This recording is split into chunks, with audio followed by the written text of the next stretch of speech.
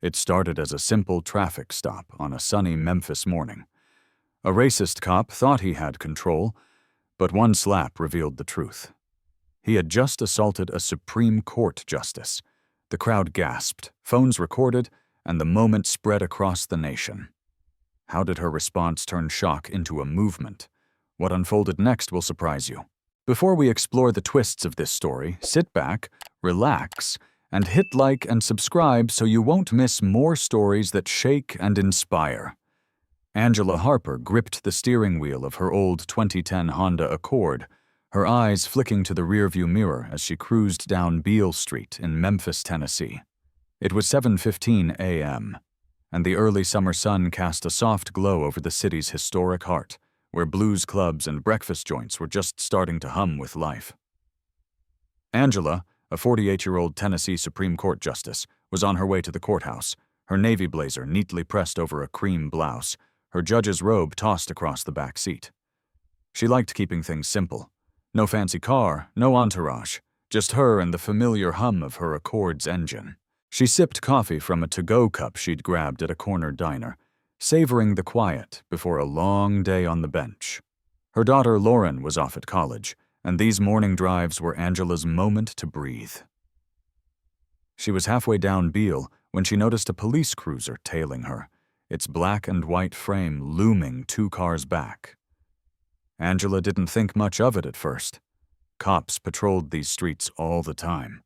She signaled her turn toward the courthouse, checked her mirrors, and kept her speed steady at 30 miles per hour. Old habits from years of driving in a city where you had to stay sharp. But then the cruiser's lights flashed, red and blue slicing through the morning haze. Angela's stomach tightened, but she stayed calm, easing her car to the curb near a bustling breakfast spot called the Biscuit Barn. A handful of folks were already outside, grabbing coffee or hash browns, their chatter mixing with the clink of dishes. Angela parked neatly, placed her hands at 10 and 2 on the wheel, and waited. Through her side mirror, she saw the officer step out. Young, white, broad-shouldered, moving fast like he was already worked up. His name tag read Walsh. Officer Daniel Walsh, maybe 30, had a buzz cut and a scowl that didn't match the calm morning. Angela lowered her window as he approached, her voice steady. "Good morning, officer. May I ask why I'm being pulled over?" Walsh ignored her, his hand hovering near his belt. "License and registration, now." His tone was sharp, like she'd already done something wrong. Angela nodded, narrating her movements to keep things clear. "I'm reaching for my purse, okay?" She moved slowly, pulling her wallet from the passenger seat, but Walsh's eyes narrowed, his jaw tight. "Don't play games with me," he snapped, leaning closer to her window. His breath carried a faint whiff of energy drink, and his impatience crackled like static. Angela kept her cool, handing over her ID. "Here's my license, sir." Before she could grab her registration, Walsh yanked the door open, the hinges squeaking in protest. "Get out of the car," he barked. Angela froze for a split second, her heart picking up speed. "Officer, can you explain what's happening?" she asked, still calm but firm. That seemed to set him off. His face reddened, and he took a step closer. "I said get out, now." The air around them thickened, and a few people nearby, a guy in a delivery uniform, a mom with a stroller, turned to watch. Angela unbuckled her seatbelt, stepping out with deliberate care, her low heels clicking on the pavement. She stood maybe 5'6", her blazer slightly wrinkled from the drive, facing Walsh's 6-foot frame. The moment her feet hit the ground, it happened. Walsh's hand swung fast, a sharp slap across her cheek that echoed louder than the morning traffic. Angela's head snapped to the side, pain flaring hot and instant. Her coffee cup slipped from her hand, splashing across the curb. Gasps rippled through the growing crowd. A man pumping gas at the station across the street froze, his jaw dropping. The mom with the stroller clutched her kid tighter. Angela tasted blood where her lip had caught her teeth. But she didn't cry out. She straightened slowly, her blazer slipping off one shoulder, and locked eyes with Walsh. He stood there, chest heaving, looking more startled than sorry, like he hadn't expected his own hand to move. The crowd swelled. Phones were out now, shaky hands recording, whispers turning to shouts.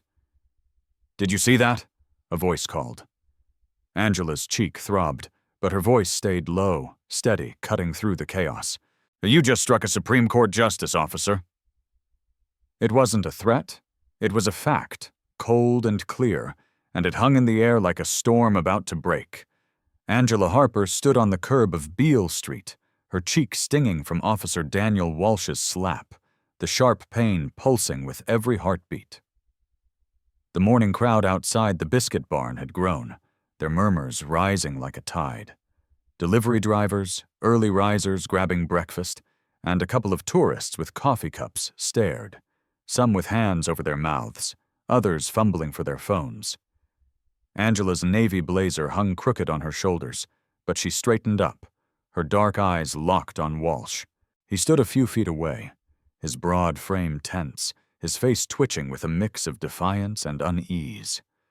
The air felt heavy, like the moment before a thunderstorm, and Angela knew she had to stay steady, not just for herself but for everyone watching. Her right hand moved slowly, deliberately, to the inner pocket of her blazer. Walsh's eyes darted to her movement, his hand inching toward his holster. "Keep your hands where I can see them," he snapped. But his voice cracked, betraying a flicker of panic. Angela didn't flinch. "I'm reaching for my credentials, officer," she said, her tone calm but firm, like she was addressing a courtroom. She pulled out a small leather case and flipped it open, revealing a gold badge that caught the morning sun. The seal of the Tennessee Supreme Court gleamed, unmistakable. "I'm Justice Angela Harper," she said, her words clear and deliberate. "And you just assaulted a sitting judge." The crowd gasped, a ripple of shock spreading like wildfire. Walsh's face drained of color, his mouth opening then closing like a fish out of water. He took a stumbling step back, his boots scuffing the pavement. You're not," he stammered. But the badge in Angela's hand silenced him. Across the street, James Carter, a 60-year-old truck driver with a grizzled beard and a faded Titan's cap, held up his phone, recording every second. "You messed up, man," he shouted, his voice rough but righteous. "That's a Supreme Court justice." Others joined in, their voices rising. A young woman in a waitress apron yelled, "What's wrong with you?" A dad holding his kid's hand muttered, "This is gonna be everywhere." Angela kept her gaze on Walsh, her cheek throbbing but her resolve unshaken. She could feel the crowd's energy shifting, their shock turning to anger. Phones were everywhere now, red recording dots blinking like fireflies. "Officer Walsh," she said, her voice low but carrying the weight of authority. "You need to explain why you stopped me and why you struck me, right now." Walsh's eyes darted around, searching for an escape, but the crowd pressed closer, their murmurs growing louder. "Call your boss," someone shouted. "This ain't right," another voice added. James Carter stepped forward, still filming, his phone steady despite his shaking hands. "I got it all, ma'am," he said to Angela, his voice thick with respect. "Every second of this." Angela gave him a small nod, gratitude flickering in her chest. She turned back to Walsh, who was pacing in a tight circle, his radio crackling at his hip. "You didn't know," he muttered, almost to himself, but the words landed like a confession. Angela's jaw tightened, but she didn't respond. She didn't need to. The crowd heard it, and their outrage boiled over. "Didn't know?" the waitress snapped, her hands on her hips. "That's your excuse?" Angela stood tall, her badge still in hand, the sun glinting off it like a beacon. She wasn't just a judge now. She was every person who'd ever been treated as less than human. Her heart pounded, but she kept her face composed, her voice steady.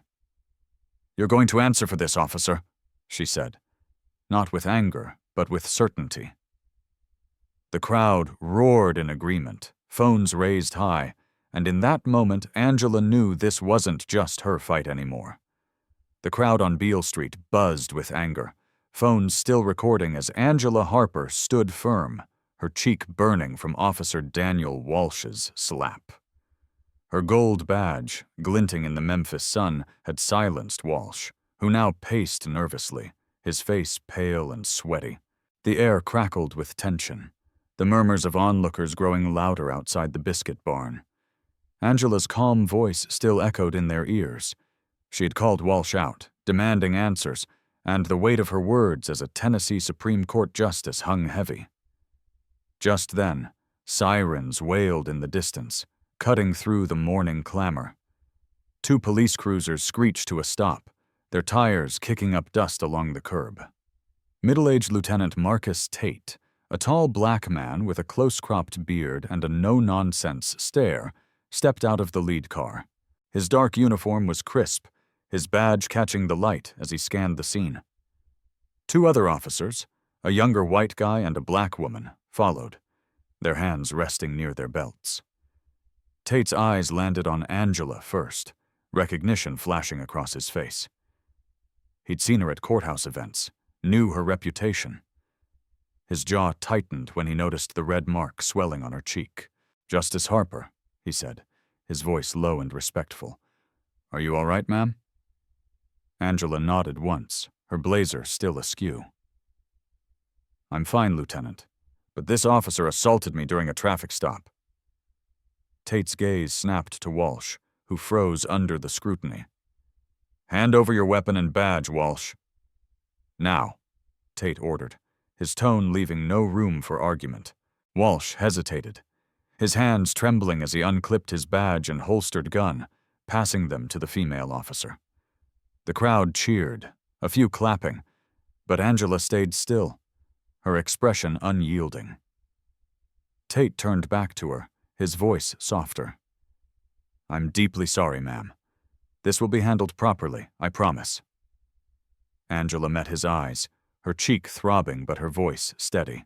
"See that it is, Lieutenant. I'm not leaving until this is under control." The other officers moved to keep the crowd back, but people kept filming, their phones capturing every move. James Carter, the truck driver, shouted, "It's all on video, Lieutenant. He hit her for no reason." Tate nodded grimly, signaling to his team to start taking statements. Angela crossed her arms, her badge now tucked back in her pocket. But her presence commanded the scene. Walsh muttered something under his breath, avoiding eye contact, his shoulders slumped like a kid caught in trouble. The crowd's anger didn't let up. A waitress yelled, "Lock him up!" But Angela's calm kept things from boiling over. Tate radioed for more backup, his voice sharp. "We've got a situation at Beale and 2nd. Send a supervisor and EMS." He looked at Angela again, concern in his eyes. "Ma'am, medics are on the way for your face." Angela shook her head slightly. "I'll wait for your supervisor, Lieutenant." She wasn't budging, not with the crowd watching, not with justice on the line. Tate nodded, respect clear in his stance. As the sirens grew louder, Angela knew this was only the beginning, but she stood tall, ready for whatever came next. Angela Harper sat in a small, fluorescent-lit room at the Memphis police station, a paper cup of lukewarm water in her hand. Her cheek still ached from Officer Daniel Walsh's slap, the bruise now a deep, angry purple. Outside, the chaos of Beale Street had followed her, phones ringing nonstop, officers whispering in the halls, and the faint hum of a TV broadcasting the news. Lieutenant Marcus Tate had escorted her here after the scene settled, promising a full investigation. Angela's navy blazer hung on the back of her chair, her judge's robe still in her car. She felt the weight of the morning pressing on her. But she kept her posture straight, her mind sharp. She hadn't asked for this fight, but it was hers now. By noon, the videos from Beale Street were everywhere. James Carter, the truck driver, had uploaded his footage to social media, and it spread like wildfire. Clips of Walsh slapping Angela, her calm reveal of her Supreme Court badge, and the crowd's outrage racked up millions of views. Local news stations looped the story, and national outlets like CNN and MSNBC picked it up. Hashtags like #justice. For Harper trended on Twitter, and Angela's phone buzzed with texts and voicemails. Colleagues, old law school friends, even strangers. One message from a high school teacher in Nashville read, "You're showing my students what strength looks like. Thank you." Angela's throat tightened, but she set the phone down. She wasn't ready to be a symbol. Outside the courthouse, a small crowd gathered, led by Maya Thompson, a 20-year-old college student with a megaphone and a homemade sign that read, "Stand with Justice Harper." Maya, her braids swinging as she spoke, rallied the group, mostly young folks, a few older faces, all holding candles or posters. "This isn't just about one judge," she shouted. "It's about all of us who get treated like we don't matter." The crowd cheered, their voices carrying through the humid Memphis air. News vans parked nearby, cameras rolling, capturing the peaceful but passionate scene. Angela caught a glimpse of it on the station's TV, her heart lifting at Maya's fire, but sinking under the pressure. She'd wanted to get to court on time, not spark a movement. Back in the station, Lieutenant Tate poked his head in, his face grim. "Ma'am, the Attorney General's office called. They're pushing for a federal review. Civil rights groups are demanding charges against Walsh." Angela nodded, her fingers tracing the rim of her cup. "Good. Let them investigate." Tate hesitated, then added, "The mayor wants to meet you. Says it's urgent." Angela's lips pressed into a thin line. "I'm not here for photo ops, Lieutenant. I'm here for accountability." Tate gave a small nod, respect in his eyes, and stepped out to handle another call. Angela leaned back, her mind racing. She thought of her daughter, Lauren, probably watching this unfold from her dorm room. She thought of every person who'd faced a badge and felt powerless. The videos, the hashtags, the candles. They weren't just about her. They were about a system that too often failed the people it swore to protect. Maya's voice echoed in her head, fierce and young, and Angela felt a spark of hope, but also fear. Being a symbol meant scrutiny, criticism, maybe even danger. Her phone buzzed again, a text from an old mentor. "You didn't choose this, Angela, but you're carrying it. Keep going." She exhaled, steadying herself. The crowd outside grew louder, chanting her name, and Angela knew she couldn't hide from this. She wasn't just a judge anymore. She was a voice. And whether she wanted it or not, the world was listening. The courtroom in downtown Memphis was packed, the air thick with anticipation as Angela Harper sat in the front row, flanked by two attorneys from the Tennessee Judicial Oversight Board. It was a humid July morning, weeks after Officer Daniel Walsh had slapped her on Beale Street, and the bruise on her cheek had faded, but the weight of that moment lingered. Angela wore a simple gray suit, her judge's robe left at home. She wasn't presiding today. She was a witness. The room buzzed with whispers, reporters scribbling in notebooks, and spectators craning their necks to see Walsh at the defendant's table. He looked smaller in a cheap navy suit, his head bowed, while his lawyer, a sharp-eyed woman named Karen Holt, shuffled papers nervously. Angela's heart beat steady, but her hands clasped tightly in her lap. This wasn't just about her. It was about every person who'd faced injustice and had no badge to shield them. Judge Evelyn Carter, a stern older woman from a nearby county, banged her gavel, silencing the room. The prosecutor, a tall black man with a deep voice, laid out the case with precision. On June 12th, Officer Daniel Walsh assaulted Justice Angela Harper during a routine traffic stop, with no provocation or justification, he began. He showed the videos, James Carter's footage, grainy but clear, capturing Walsh's slap, Angela's calm reveal of her Supreme Court badge, and the crowd's outrage. More clips followed from bystanders' phones, all showing the same story. The prosecutor called witnesses, Carter, who spoke gruffly but honestly about what he saw. The waitress from the biscuit barn, who teared up recounting Angela's dignity, and a gas station clerk, who confirmed Walsh's aggression. Each testimony built an airtight case, the evidence stacking like bricks. When Angela took the stand, the room went still. She swore on the Bible, her voice steady as she sat, facing the prosecutor. "Can you describe what happened, Justice Harper?" he asked. Angela didn't hesitate. "I was driving to work when Officer Walsh stopped me without cause. He demanded I exit my vehicle, and when I complied, he struck me across the face." Her words were clear, unembellished, but powerful. "I identified myself as a Supreme Court justice, but that shouldn't matter. No one deserves to be treated as less than human because of how they look or who they are." A woman in the back row dabbed her eyes. Angela glanced at Walsh, who stared at the table, his face pale. The prosecutor pressed on. "Did he explain the stop?" Angela shook her head. "No. He offered no reason, just anger." Karen Holt tried to spin a defense, claiming Walsh felt threatened and acted in the heat of the moment. But when she suggested Angela's slow movements caused confusion, Angela's attorney shot up. "Objection! The videos show no threat." Judge Carter sustained it, her gavel sharp. Holt floundered, her arguments crumbling under the weight of the evidence. Walsh didn't testify. His silence spoke louder than words. During closing arguments, the prosecutor drove the point home. This wasn't a mistake. It was an abuse of power, plain and simple. Angela sat still, her cheek tingling with the memory of that slap, but her resolve unshaken. Judge Carter didn't drag things out. "The evidence is overwhelming," she said, her voice firm.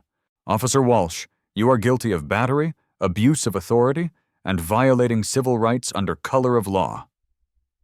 The courtroom erupted in applause, quickly hushed by the gavel. Sentencing would come later, but the verdict was a clear win. Angela exhaled, relief mixing with something heavier. As she stepped outside, the Memphis heat hit her like a wave, cameras flashing and reporters shouting questions.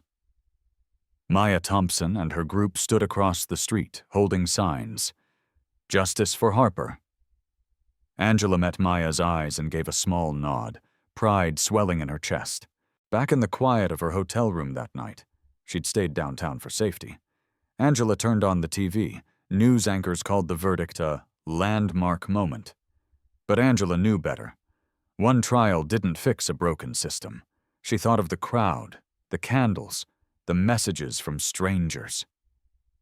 "This is bigger than me," she whispered to herself. She wasn't done fighting. Not for herself, not for them.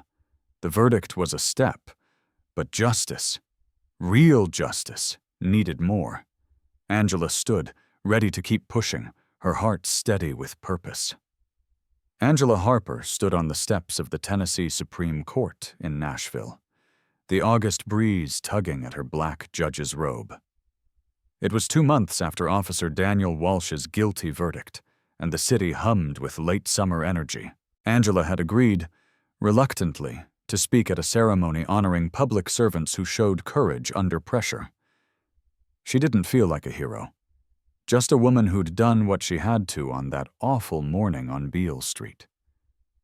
But as she looked out at the crowd, students, families, community leaders, and a few gray-haired veterans, she felt a spark of something new. Hope. The podium's microphone glinted in the sun, and Angela adjusted it, her hand steady despite the butterflies in her stomach.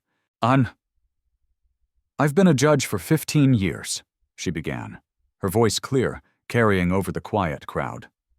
"And one thing I've learned is that justice isn't just in courtrooms or law books. It lives in the choices we make every day." She paused, letting the words settle. The crowd leaned in, a sea of faces, young, old, black, white, all watching her. On June 12th, I was driving to work when an officer stopped me, struck me, and treated me like I was nothing. I survived that moment not because I'm a judge, but because I refused to let someone else's ignorance define who I am.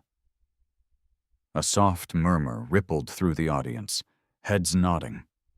Angela's cheek no longer hurt, but the memory of that slap lingered, sharp and real. She scanned the crowd, spotting Maya Thompson in the front row, the 20-year-old student who'd rallied support after the incident.